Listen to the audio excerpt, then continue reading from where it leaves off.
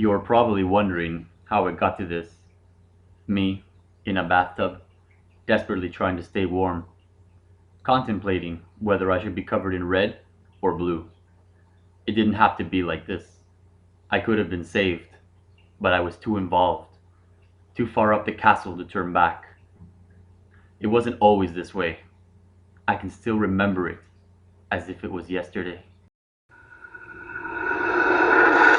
Welcome to Playitornot. My name is Chris McLaughlin, and this whole weekend I'm going to be playing a bunch of video games, starting with Snow Bros for the NES. I'm sure many people have never heard of this game, most likely because other big games came out around the same time, like Tiny Toons and Bart vs. the World. It's a shame this game wasn't as big as the other two because it's a lot of fun to actually play. The story goes a little like this.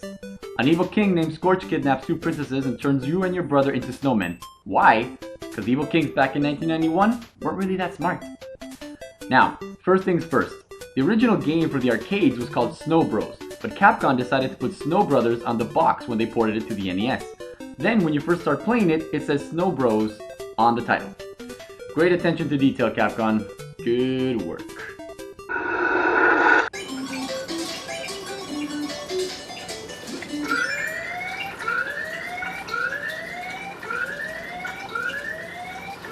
That's probably just a fire alarm. They're probably just testing it out.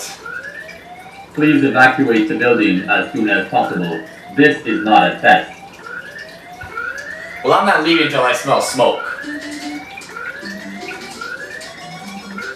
So you play as a snowman who goes after a king to rescue some princesses. The king's castle is 50 stories high with no elevators or stairs. You're just gonna have to jump your way to the top. On each floor, there are a couple of baddies that need to be taken out before you can advance to the next floor. To do this, you have to cover them in enough snow to make a snowball, then kick them to the bottom. From time to time, bad guys will let out jars of different colors. These jars have different powers to help you on your journey. Red jars make you move faster and jump higher. Blue jars increase the amount of snow you throw at your enemies. Yellow jars let you throw further.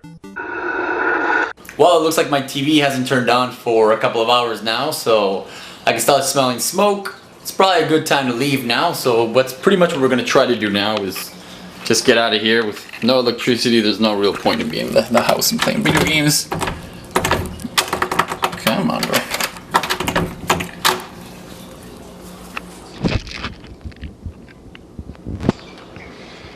Huh. Well, that's interesting. Every 10 floors, you'll have to face a boss.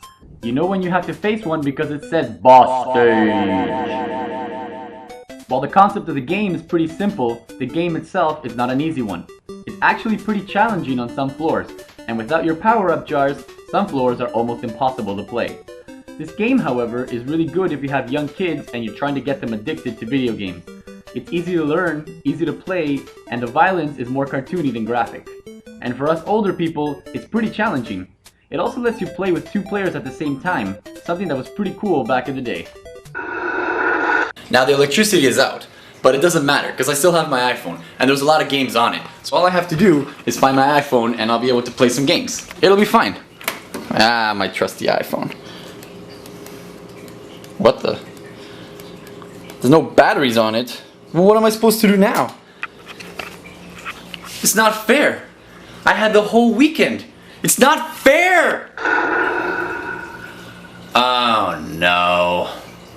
Now, 50 floors is a lot to go through, especially when you're doing the exact same thing over and over and over and over and over and over.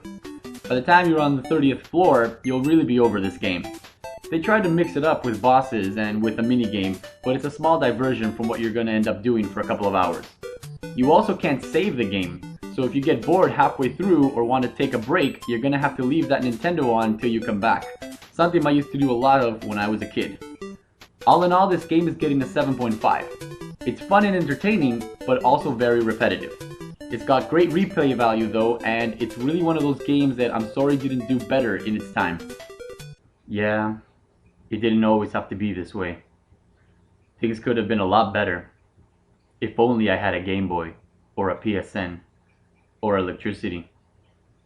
This is my story, and it serves as a warning to others. Please, tell Victor Lucas to give me a job, so I can buy a Game Boy, or a PSN, or some electricity. This is Chris McLaughlin, and you've just been played.